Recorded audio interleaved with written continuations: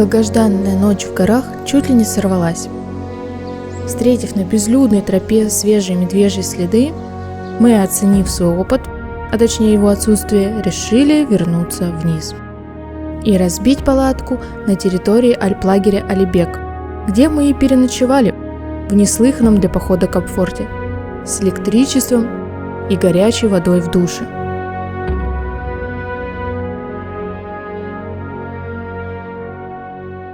А вот третий день задался с самого утра. Выпили чаю, вдоволь налюбовавшись рассветом, и решили стартануть без завтрака.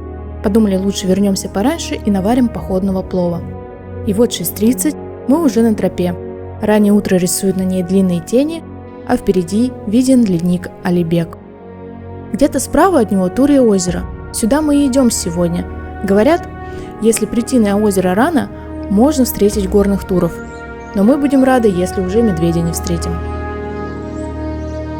Чем выше, тем сильнее прижимаются к земле измученные лавинами деревья.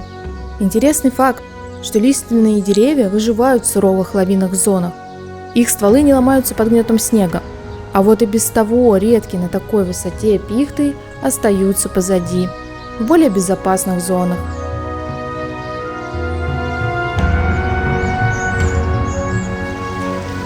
Иногда придется форсировать речушки, бегущие с ледников, где по камешкам, где по мосточкам, ну а где и грязца примесить придется.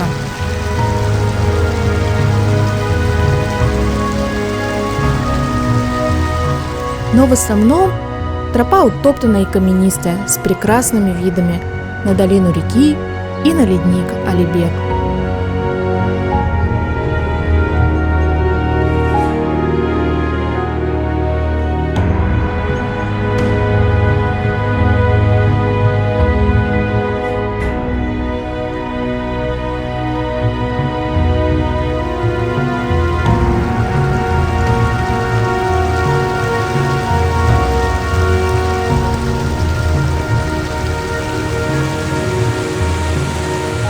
Идти было легко и прекрасно, пока мы не добрались до чудесной речки Джалавчатки, с такой не менее чудесной переправой, как мокрые и скользкие березки.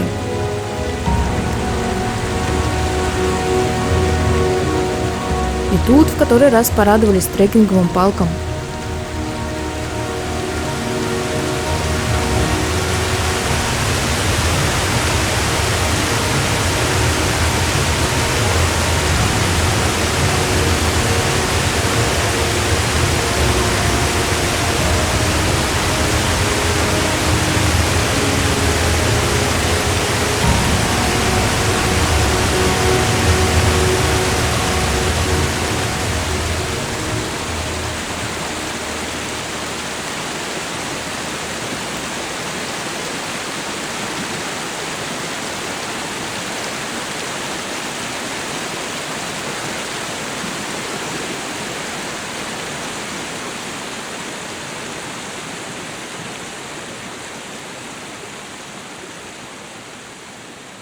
За каждым камнем и уступом ждем, когда же мелькнет заветный отблеск водяной глади Турьего озера.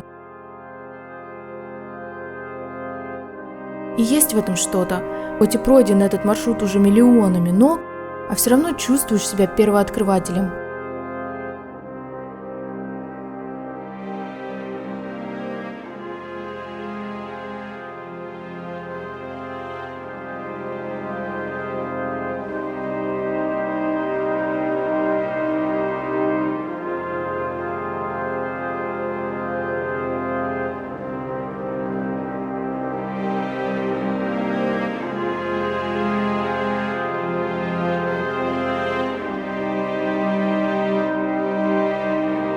Маршрут, конечно, просто прекрасен. С одной стороны озеро, а с другой ледник, куда мы и решили заглянуть.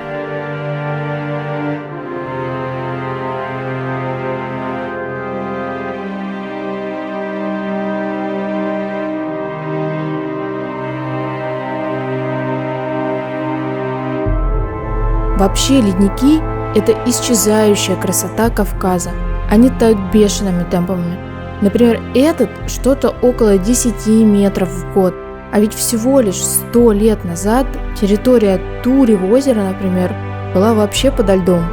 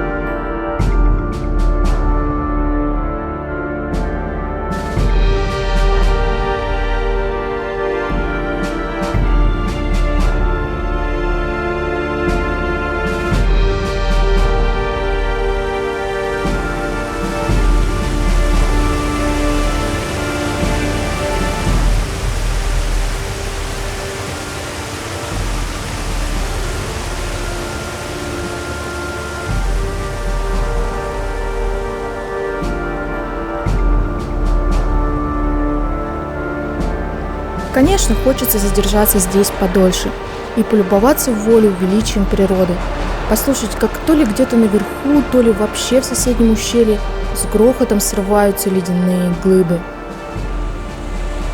Но становится прохладно.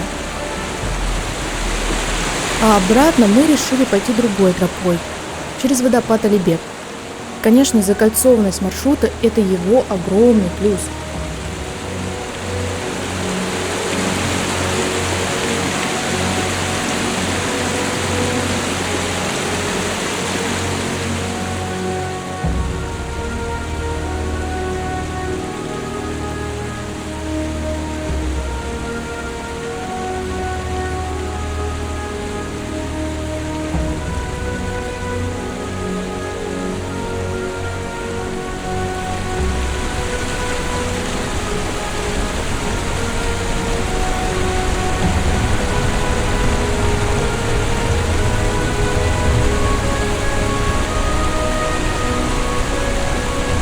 Водопад Алибек, наверное, самый зрелищный из всех, что мы здесь увидели.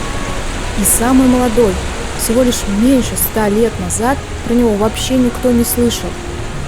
А на эти скалы еще выходил язык того самого ледника, с которого мы идем.